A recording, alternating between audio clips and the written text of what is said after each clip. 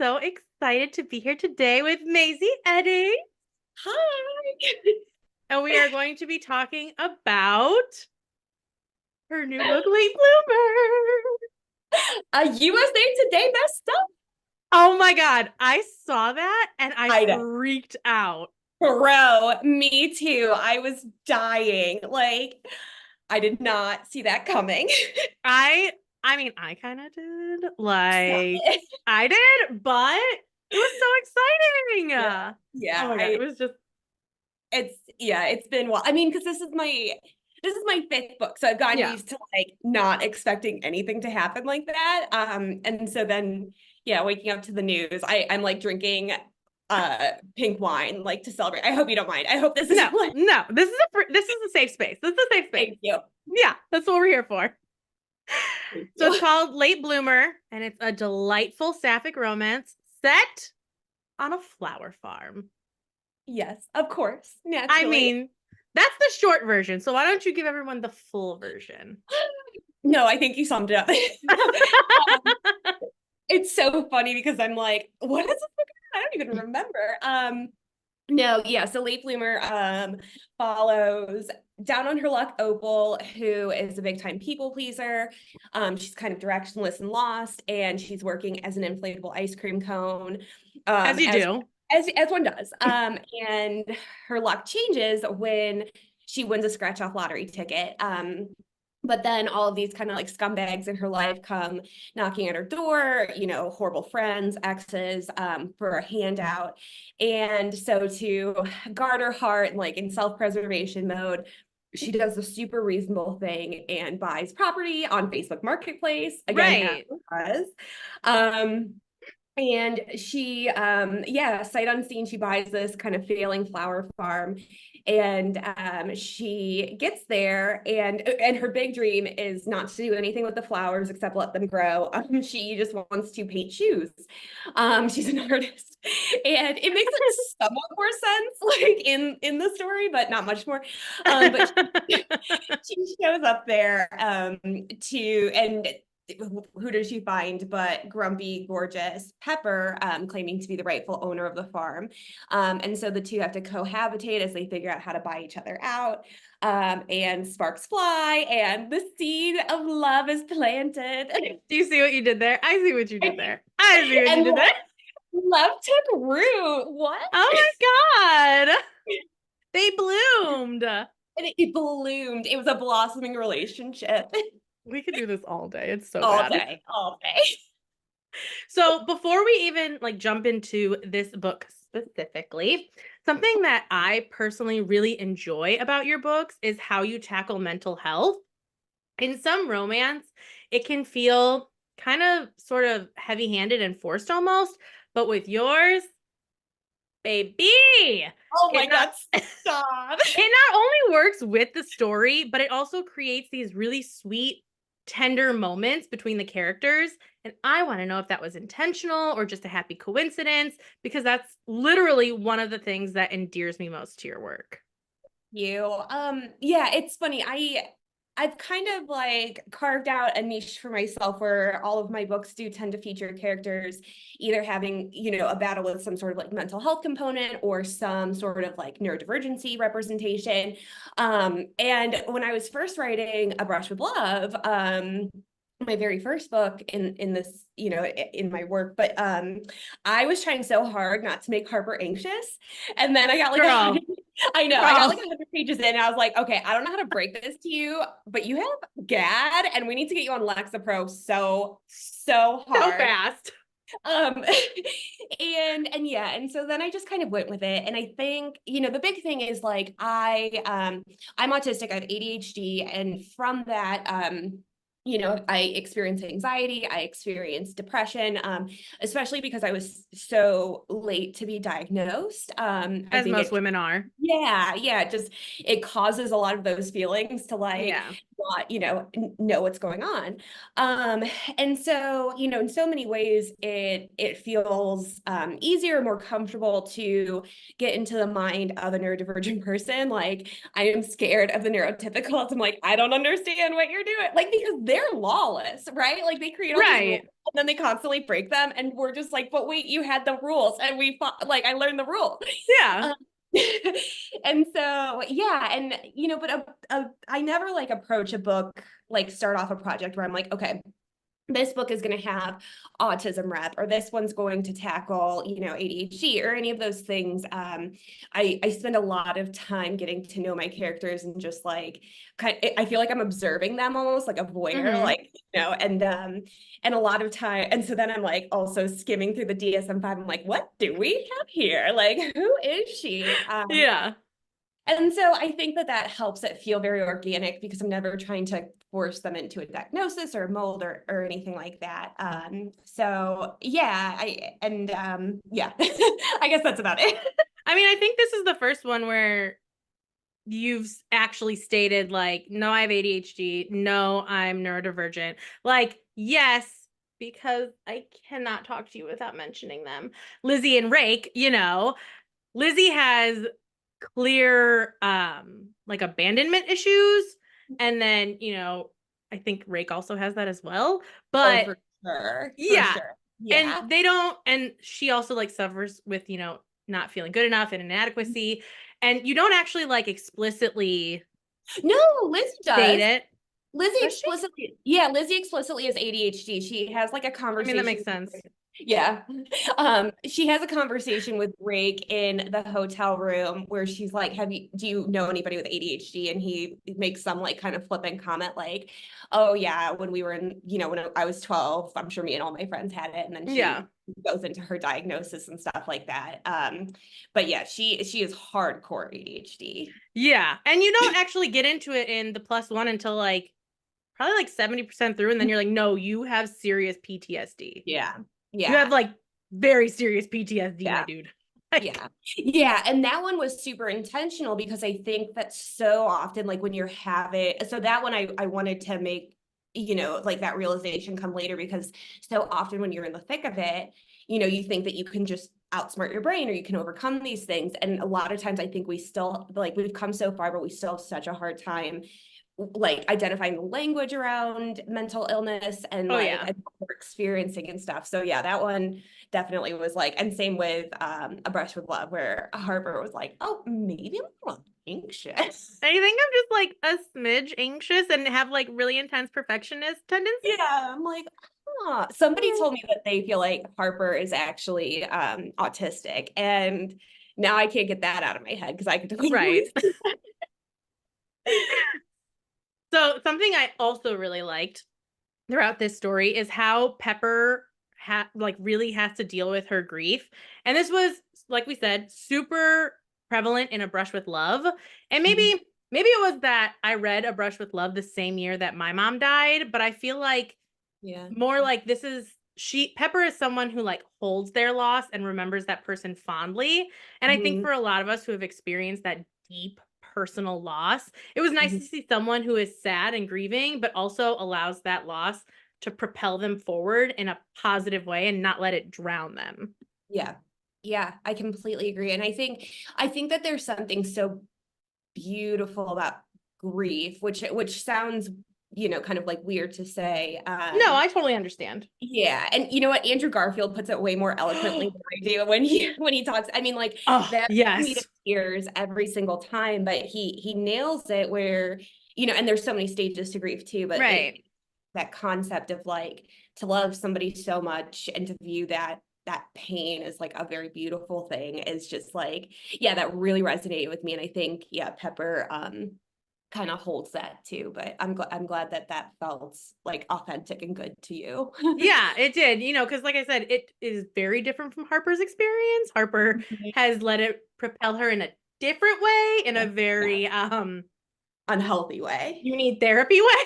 Yeah, yeah, Whereas sure. Pepper just like holds her so fondly and, doesn't let her memory fade or like twist in a way. Does that make Yeah. sense? Yeah, Okay. 100%. Yeah, yeah, yeah. And that's what Sure. I was trying to do where, yeah, Pepper is very much like a still waters run deep type of person. Mhm. And I think that she had so little like sense of peace in her life and everything that she's going to do everything to like protect that memory too, which like reflects in her like holding on to her memory of her grandmother, like in a very yeah, protective and loving and beautiful way, Yeah. destructive way necessarily. Right, which I really, really loved. Okay, so which came first, winning the lottery or the flower farm? Oh, winning the lottery by far. This book actually originally took place on a Christmas tree farm. And yeah, Mm-hmm. yeah. And it I'm was gonna bring that up later because it's one of yep, my favorite parts of this book. yep. And it was supposed to be a holiday romance. And yeah, but the concept always was winning the lottery. And I think I'm kind of like obsessed or infatuated with the idea of just like suddenly having disposable income and like Yeah. potentially being able to like own property, like not within my current realm of possibilities. And so like it was, very much just like escape. Yeah. Yeah, exactly. So you're saying if you won the lottery, you wouldn't tell anyone, but there would be signs. Oh, there would be signs. It would be me and 1,000 cats and some pink ass wine and like Exactly. I can't keep any plants alive because No, of me such, neither. but also my own fault. But like, yeah, there would be a lot of signs, and my Yeah. very quick fall into debt would also be one of those signs. I feel like I've seen a lot of things where people are like, I won the lottery and then I went broke. Like, Yes, because they just yes, couldn't stop process. making it rain. Yeah, yeah, could not like manage. I just can't even. Yeah, I don't understand. But then again, I'm like, I have made very irresponsible choices with money. So who am I to judge?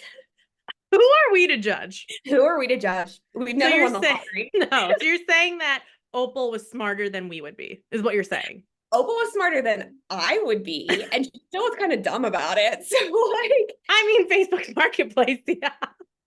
yeah, because I mean, like originally that was Craigslist, and my editor was like, "Do you think I feel like that's kind of like out of touch and like, like too dated Craigslist? What about Facebook Marketplace?" I'm like, first of all, this girl wants to paint shoes for a living, but like Right. that's too out there of an idea. But yeah, I've gotten all my apartments like sight unseen from Craigslist, just like transfer over money. So like again, not the wisest with money or just trusting the internet. And so I was like, real recognize real. I guess. I mean, I'm interested that you said that because did you read that book, My Roommate is a Vampire? Yes, She found yes. that on Craigslist. Yeah, you know what? You're right. You're right. Yeah. Yeah, we're gonna do a rewrite. We're gonna do a new printing, a new edition, because redemption for Craigslist, Honestly, honestly. honestly. So since you've brought it up, I do have to ask, where um did Opal's artistic endeavors come from? I want you to tell people again what she does. Opal paints shoes. Mm-hmm. She is an artiste. Um, Mm-hmm. mhm. No, okay. Honestly, I thought this like there is I'm gonna search for it while I explain this, but there's like this company called like Aleppo or like that's definitely not the name, but like they are hand painted shoes, and they're these Okay. leather and they are so, can I swear on here? Yeah. They are so fucking gorgeous. And like, Yeah. I was obsessed with them. Again, another thing that I can't afford. And so I was like, what if I live vicariously through my characters and have one of them make them? Yeah. As, just a little, like, she's not even a cobbler. She just like paints them. She's not even like making the actual No. shoes, but yeah, and also, I feel like I went through a super like emo phase in high school where I had the Converse and I was like drawing over them, and then Mm. the lyrics written all over my backpack, so like, Oh, yeah, I know. oh yeah, oh I yeah. know. And so like, yeah, so what if Opal never like moved on from that phase? Some people don't. Some people don't, and that's okay. And I don't think that we should judge them for that.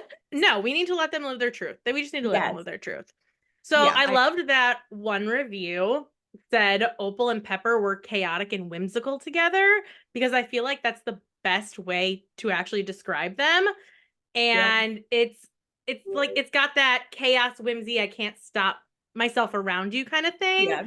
Yeah, And I yeah, just think that best encapsulates these two. yeah. That kind of hits the nail on the head. Yeah, whimsical and chaotic for sure. That is was wait, those were the two words, No, right? yeah, yeah, yeah. Okay, okay. I was like, wait, did I just screw that up? No, no, no. That's what I said. That's what I said. The best way to describe it is not what you just said.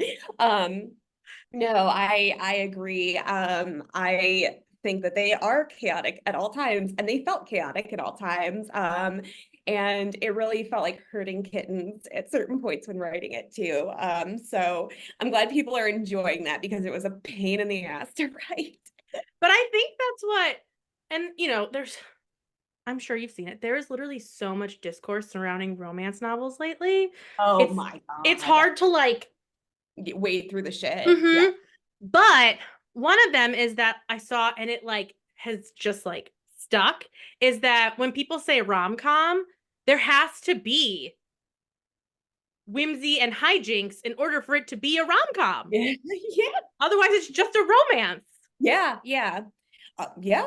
I think that there for some reason I think that there's still I love the romance genre deeply. And it's brought me so much peace and I love the books in it, but I think that there's still so much like obviously external stigma attached to it, but kind of like internal stigma too. Mm-hmm. People that love the genre, I think that there's a lot of internalized misogyny that happens. And so yeah, I think that calling something a pure romance almost became, like taboo. Well, not taboo. There's plenty of taboo romance, but like, Right. it became like a dirty word in like marketing and packaging a book. And I don't think there's anything wrong with that. Like I love No. like a hardcore, like gut-wrenching romance. Oh yeah.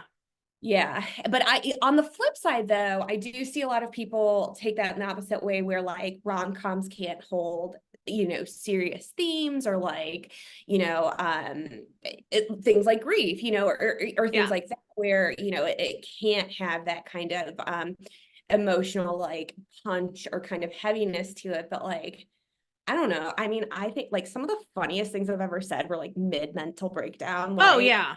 sobbing, like like I love my grandfather, like the greatest man that ever lived, and we were all at his deathbed, and like it was a really beautiful moment. Our entire family came together, but he always had the nastiest feet, and like my grandma started like massaging them like as he's about to pass, and then my dad and I were like, oh, like he's like passing out. And then we all just died laughing. But like where I'm like, okay, but that was really fucking funny. Like, Yeah. and I think that we are so scared to kind of laugh in those serious moments, and that we Yeah. create this idea that like romance can't have or rom-coms can't have these very serious feelings. But Yeah, yeah. which is just not true. And again, at the same time, just let a book be what it Oh, is. yes, 100% with you. Yes. Please just let it be what it is. Call it what it is. Call it what it is.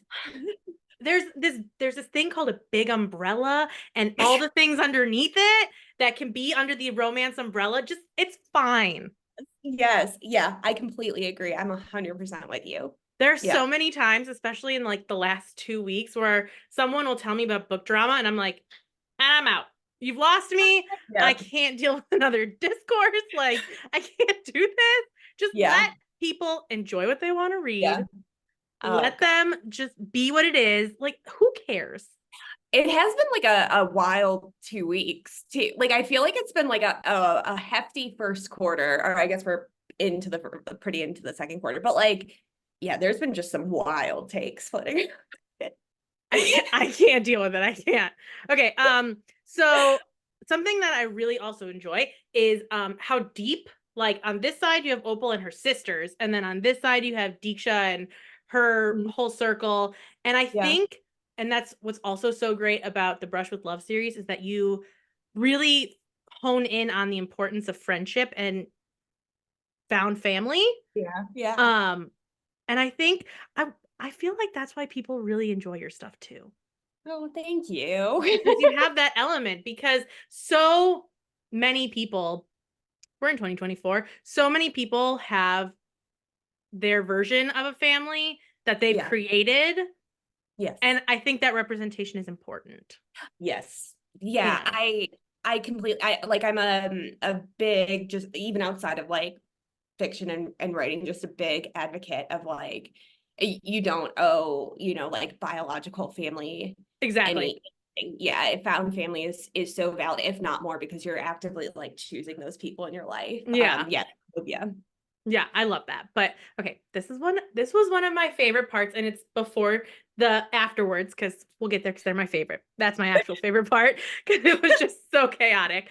But okay, so the flower farm is going through a rough patch. Sorry, sorry. You set it up. You set it up too easily. So in order to save Thistle and Bloom, they enter a flower competition. I had to like I listened to it. I had to stop listening to it when you said there was one that was an ode to Harry Styles' Love on Tour. Because I was like, what would that look like? And can someone do it, please? So I need you to tell me that creating those flower displays was just one of the best parts. Oh my God, no, it was so hard, dude, because Seriously? I have to think I am like not like a visually creative person whatsoever. Like I cannot like that was so hard to come up with those and all of their ideas leading up to it too, because I was just like, what? I don't even know what would I do? And then I had to think what actual like literal artists would do. Yeah. And so then I was like, but I got so in my head where I was like, what's the feasibility of this? And like, this, that, and the other. And then eventually I just gave myself the grace to play with it and just have a silly, goofy time. I mean, why not? Why not? Why not? And yeah, so all of the different okay, so another one, so the Harry Styles one, I was like, that was just also pure fantasy where I was like, I would love to take a picture next to a Harry Oh my Styles God. 100%. Um, 100%. and then the other one was the oh God, what is it? And this is not shade whatsoever because I love the Twilight series, The but chessboard one? no, No, what was it? the one with the pomegranate is Yes, yes, that yes, yes, yes, Midnight yes. Sun, right? Yes. I had seen a tweet where it was like, it looks like somebody's holding like a human heart carcass. Yeah. And so I've never been able to forget that. And so then that inspired the one where it was like an actual human heart and like getting like a little woozy with it. It's like, yeah, Yeah. that fits too. I feel like there's one moment in the entire Twilight series where everyone just it lives rent free in their brain. Like for me, I tried rereading it after I read it the first time, but I could never do it because I got to the part where she's like, "Oh my God," and then my back broke and I had a fountain of blood come out of me. And I was like, "No, why did I read this the first time? It's when she has the creepy baby." Oh my God. Honestly, I tried to do a reread too, and I couldn't No, even get through Twilight, the original no. first one, because she was wearing so many like long denim skirts or something like that. And I was like, girl, Oh what my are God. you I doing? During Like, lockdown, there was this series where someone drew out all of Bella's outfits described in the book. And you're like, stop, are you a Duggar? stop, She looks stop. like a Duggar in every single drawing. Yeah, I mean, I could see. Okay, I'm gonna need a link to this. I Like, will find it for you and I'll okay. send it to you because Oh my God, that's so fun. But it's true. I'm like, yeah, I mean, and oh my God, I do remember the Fountain of Blood. And then from the movies, it's like, hold on tight, Spider Monkey. Like, I can't, I'll never, ever get that out of my head, ever. Oh my God, wait, one more thing that's like lives rent free in my head is also from the movies. I saw a TikTok of this where it's when she's like, oh, what are you listening to? And she hits play on his his whatever. yeah, What's yeah, yeah. The record player? stereo. I was Yeah, like, God, yeah. what is the word?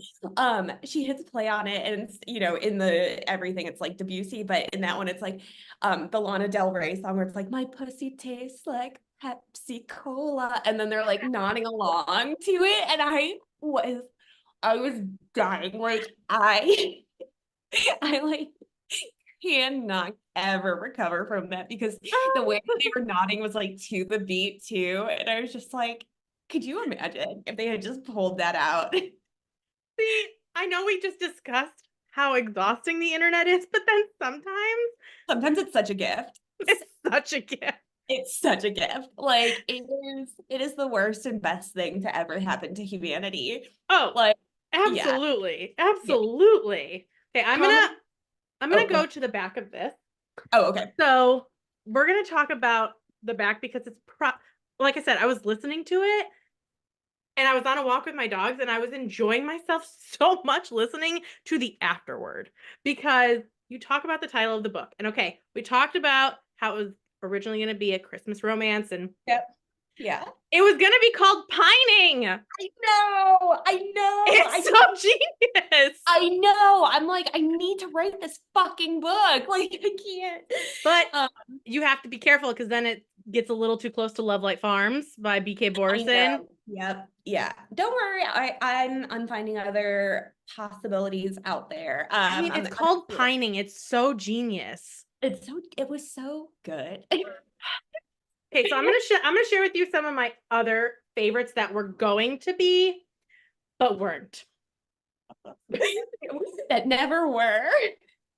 I did love Love and Lavender. I would have bought that sight unseen. Like, just I thought that was a really just beautiful, like flowery Yeah. title. Mm-hmm. Mm-hmm. Floral Fixation, Thank you. That was an genius. immediate no. That was an immediate no. Okay, well they And have no imagination, so that's on them. I feel like we could have done so much with that. I had to pause after this one because I was laughing so hard. What incarnation? That was the closest one. Like we Really? were about to go to print with what incarnation. I did all this research too because I was like, I don't even think I mentioned a single carnation in No, the you book. don't. And then You don't. I was having to like Google if carnations even grow in this region. And like because they like voted internally too. Like my publishing team had like this big vote with like sales on like what it was gonna be. And what incarnation won. And like it was almost that. Wow. I really liked Wildflowers. Yeah. Uh-oh. Suck Uh-oh. Suck My Coxum. Yeah, that one also was an immediate no. Well, again, and then Every Garden.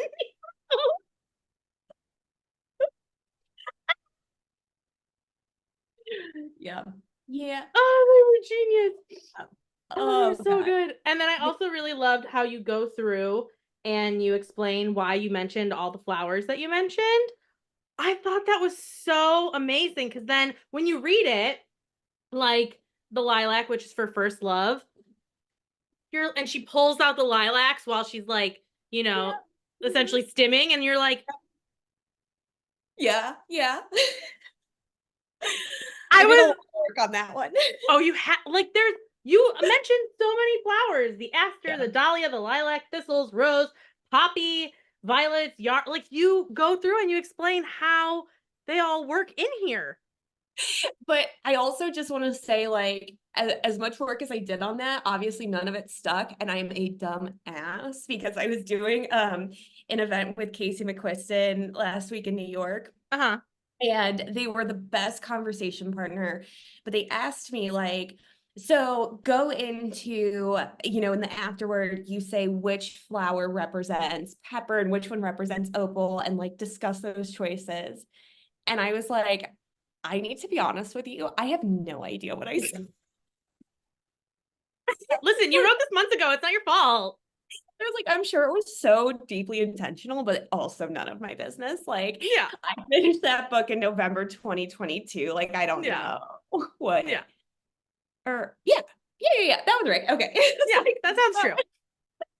And I also had a fever when I finished it. So again, none of my Oh business. my God. Yeah. I was like playing Succession in the background as I was finishing it with like, and I had COVID fever, and I was Oh like, my God. good send. I was like, Oh so my yeah, God. the chaotic and whimsy comes from me having a fever. And you know what?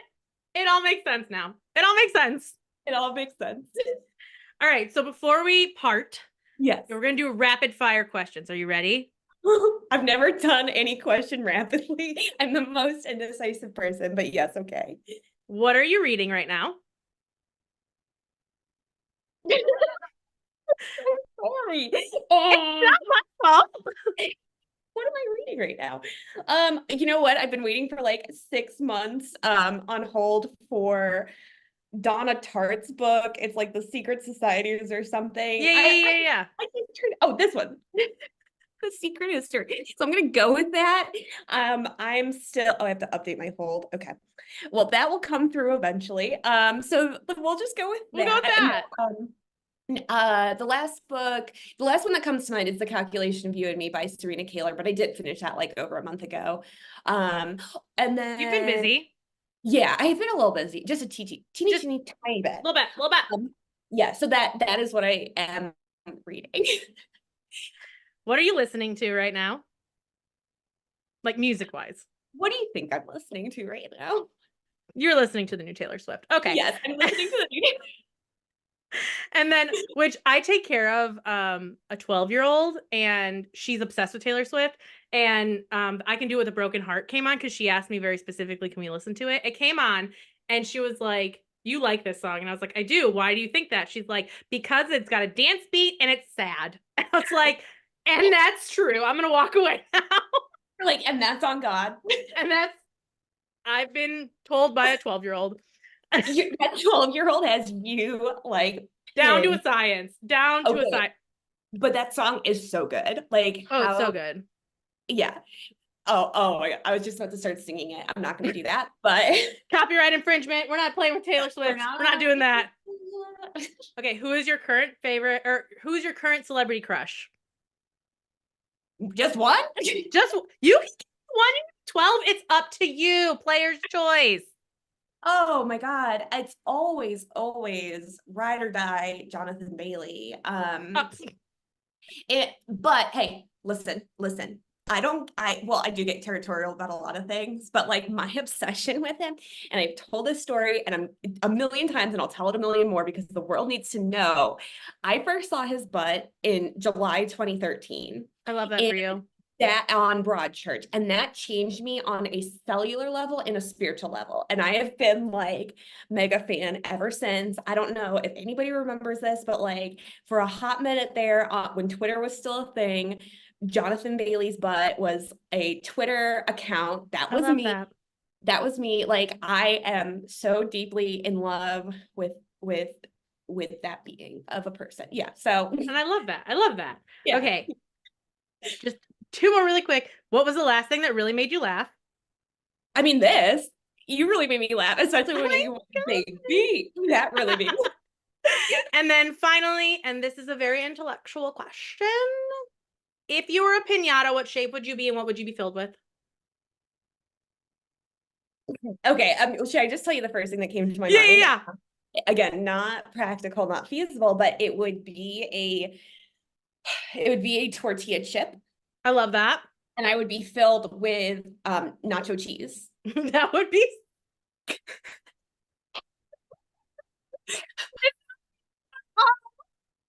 What? it's not feasible at all. That's such a bad idea. I know. But I love that that's where your mind went. I really know. do. I know. Well, I didn't say hot. I originally was thinking hot nacho cheese, but that No.